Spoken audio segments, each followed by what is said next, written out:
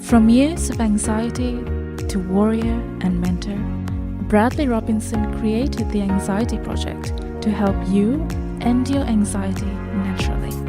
Let's mold the new you and let's end anxiety together. Hey everybody, welcome to another episode of the Anxiety Project podcast. I am your host with the most on anxiety recovery, Brad Robinson, coming at you with podcast number 25. Now, the mere fact that you've chosen to listen today to this podcast shows that you want change, you want to better yourself, you want to improve the quality of your life. And definitely, like each podcast, you should be taking notes and listening to it a few times over and over again to get comfortable with the information. Because remember, we're not born with an instruction manual of our bodies, right? We don't know what's going on until everything gets chaotic and worse. And then we need to get professional help, right? Today's podcast is all about agoraphobia. Now, this one is a very serious topic and one that I faced back in the day when I was going through anxiety. And agoraphobia is when you are afraid to be out in public, right? To be out of your comfort zone because you're afraid of your own mortality. Agoraphobics, they get increasingly isolated and afraid of things outside of their domain of familiarity. All right? And, agoraphobics are afraid of two things: their health and social judgment. This is really important. Their health, so the state of their heart, most of the time, it's the state of their heart. And it's just their mortality, dying. And then they end up going to the emergency room, getting checked up constantly. And they are afraid that, there's something wrong health-wise. I must have something wrong in order to feel this way. And then there's social judgment. Making a fool out of yourself in public, afraid of what other people think. And even that social judgment leads to mortality and death. Because if you're not socially accepted by nature, then there is absolute chaos and death when not being accepted, when faced with humiliation. So you're coming face to face with your own mortality, and then this can lead to a panic attack. So agoraphobics, they are very dependent. They were very dependent in their previous life. So say the death of somebody close or a separation in a relationship or an overprotective family member or family having lots of security and not being independent. This is really important because there's a stage in our lives when we become very dependent on people, and then we have to move from that stage into being more independent, right? And agoraphobics, most of the time, if not all of the time, they come from these three things. A previous life of, having lost somebody close or being separated in a relationship or being in a family that's overprotective and you're not independent, you're very dependent on these people. And then when they're not around or when you don't have access to them, then all of a sudden, what happens when you don't have access to these people? You become very afraid. You become isolated, right? And you might have come from a family where, they were concerned over their well-being. You might have not even have known this, but, maybe when you're a child, your mom or your dad they were concerned over the state of their heart or the state of their health, right?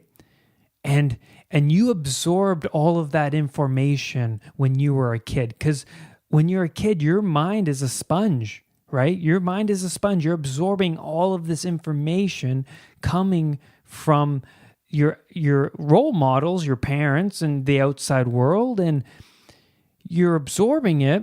And then when you become more independent later on in life, and you're clinging to that dependency, then all of a sudden the health anxiety will come about. And you're not very independent, are you? No, not at all. You're very dependent. And a lot of the time, people cling on to that dependency by phoning a loved one up for reassurance when having a panic attack. Am I going to be okay? What is happening to me? Am I dying? I need to go to the hospital. So, and this leads to being comfortable in your house, being comfortable around family members, because just that comfort, it's so heavenly for a agoraphobic, right? It's so heavenly. So an agoraphobic, they always say, what if I can't get to the hospital? So they're always seeking out authority. So being in that concert or being in that, I don't know, whatever it is, in that classroom, you're at school, or going away on a trip somewhere, and you're moving far away from, those loved ones, for reassurance. You're going on a trip, a business trip, say, anything, right? You could even just be going to the shopping mall, the grocery store, and it's just being away from that comfort zone. And once you have that panic attack in that grocery store or wherever you are, you better not run away. Because once you run away, you're strengthening a pathway in your brain that's telling you that this place is absolutely fearful and that it's dangerous, absolutely dangerous. So what happens if you run away and you visit the exact same place again? You're going to feel all the same sensations because your brain is like, dude, you should not be here, because remember last time you had a panic attack. This place is absolutely dangerous, and the same sensations will come, and people will avoid those places. And then what happens when you avoid the shopping mall? You go to the grocery store a week later, and then all of a sudden you have a panic attack because you're worried about the state of your heart. Then what happens? You run away from the grocery store, and then what happens? Now you can't go to the grocery store because you have a fear of that environment. And it's not just that specific grocery store. Those sensations will arise at a different chain of grocery stores because the environment is similar. The carrots, the fruit, the boxes of cereal, the cashiers, everything in that environment, your subconscious is absorbing, right? So your subconscious is absorbing all of that information, and you run away. Your subconscious thinks that's fearful. That's a scary place. That's a death. That place is death. Do not go there. So that's what happens when you run away. So it's really important to tell people that do not run away from your environment, because you're just going to strengthen a pathway saying that place is death. If you stay in the environment, do breathing techniques, and I promise you, you'll survive that environment. You survive it. You look at the environment differently. You start using rational thoughts like, I like this color of the walls, all of this fruit or all of these clothes, they look nice. They have a lot of nice colors. And you start to kind of use rational thoughts like, this isn't dangerous. And then you start using thoughts like, if it kills me, let it kill me. And this is really important when feeling those sensations in those types of environments and not running away, because agoraphobics, they won't want to go back to those environments if they run away. If they're really afraid and they call up their loved ones and they get the heck out of there and go back home, it's really, really challenging, right? So you're in a crowd, and you're detecting your heart beating, right? So an agoraphobic will detect that their heart is beating, and then they will link the heartbeat with their, poor diet maybe, or a death of a loved one dying from a similar thing, or somebody they know dying of a similar thing. And then the heart beats even faster because they're so internal. They're noticing the heartbeat. They're concerned over it health-wise. And then it beats even faster because they keep getting concerned over the state of their heart. And then you tell yourself that you're not well and you're having a heart attack, and then you have a panic attack. All right, that's usually how it goes. And it's the internal dialogue that a lot of people don't even realize what they're saying to themselves. And it's amazing because that happened to me when I used to suffer from anxiety. I didn't realize the internal dialogue. Oh my God, I think I'm dying. That's what I would say. I think I'm dying. Oh my God, my heart is not well. There's something seriously wrong with it. I got to Google it, right? And that leads to the panic attack. And it's important once you get, if you get that far down the line, to not run away from the environment. It's crucial because you will survive. Panic attack does not kill anybody, okay? But to that person, they think they're having a stroke, heart attack, there's something wrong with their health, right? It's not easy, right? But it takes time to build up that tolerance to those sensations, right? It takes time to use rational thoughts in those environments, and it takes time to be more tough. The nervous system is calculating all the time how fearful you should be in that environment. So your nervous system is always calculating, how should I feel in this environment? And that's really important. That's a really important thing to understand. To overcome anxiety, there are two things for overcoming agoraphobia. Desensitization, confronting that fear, so to speak. And then there's the breathing patterns, right? So, dealing with agoraphobia, like I said before, to not run away from the environment.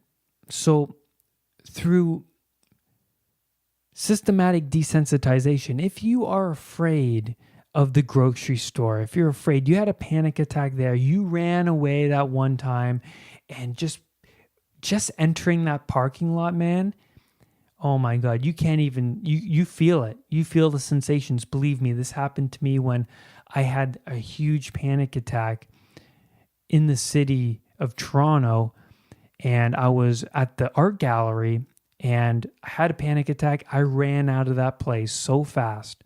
And the next time I went back to that art gallery, guess what happened? On the subway there, I started to have a panic attack. Just knowing that I'm going to enter that exact same place, that fearful environment. My nervous system was like, what are you doing? That place is dangerous. Do not go back there.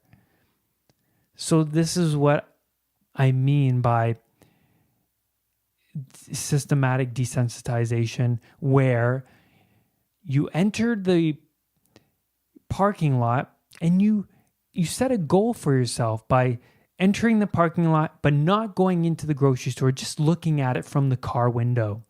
Just sit there in the car, looking at the grocery store. Imagining yourself going into the grocery store. If that makes you fearful, just sit there in the parking lot. And it takes increment amount of times to build up your tolerance. It's all about getting bored of the environment you're fearful of. That's it. You're training yourself to be bored of it. So if it takes you a while to get up to the courage, get the courage to go into that grocery store, that's fine.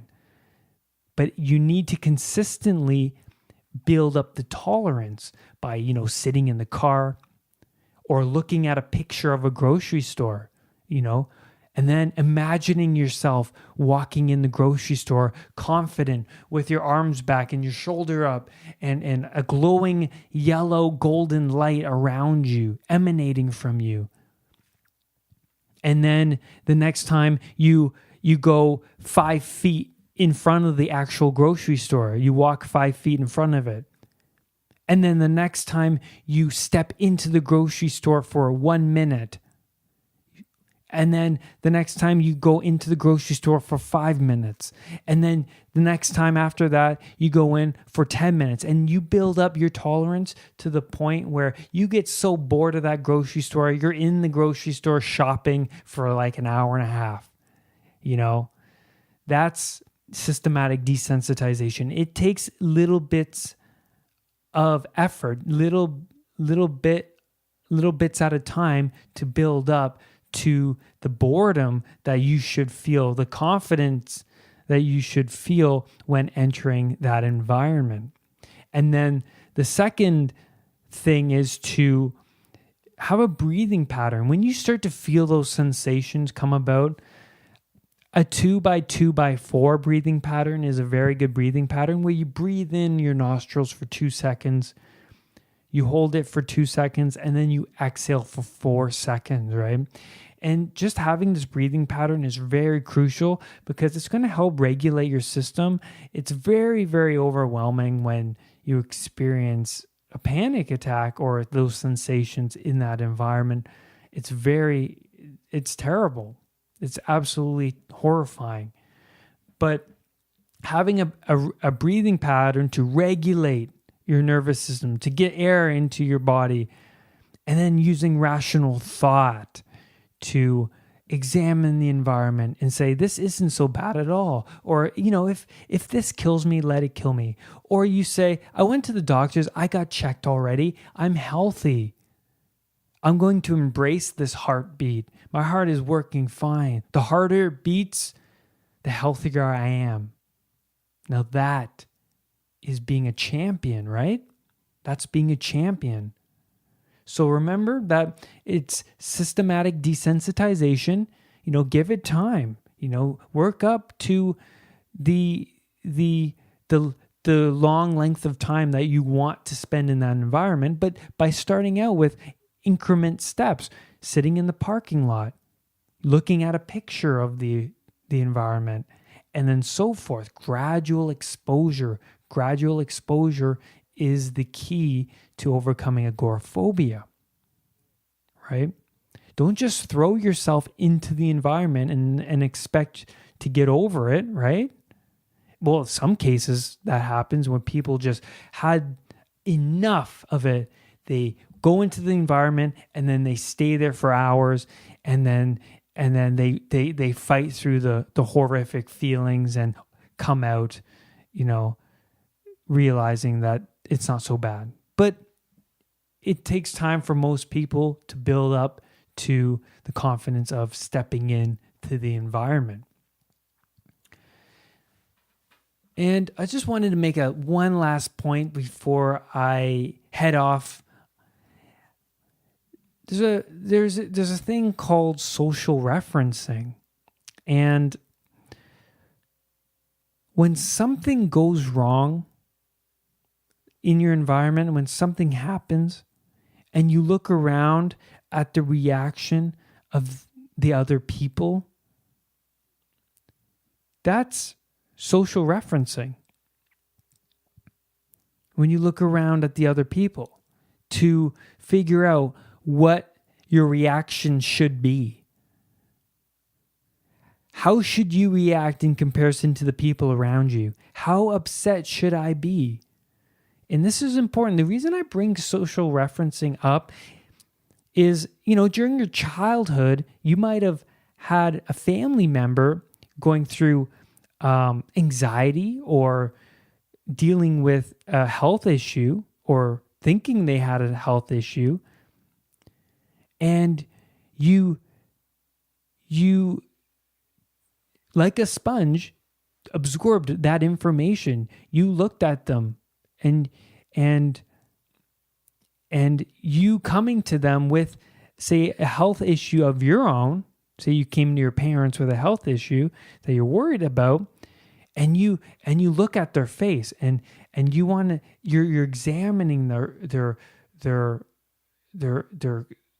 expressions and their reactions, because you want to know how you should react to that said illness or whatever you have or whatever you think you have. And social referencing is important to understand, because that's what happens when we're a kid. We always looked up to the people around us in our environments to see how we should react to it, how we should react to the given situation, right? And this is important because when you have agoraphobia later in your life, you take the reactions, you take the beliefs, the limiting beliefs, and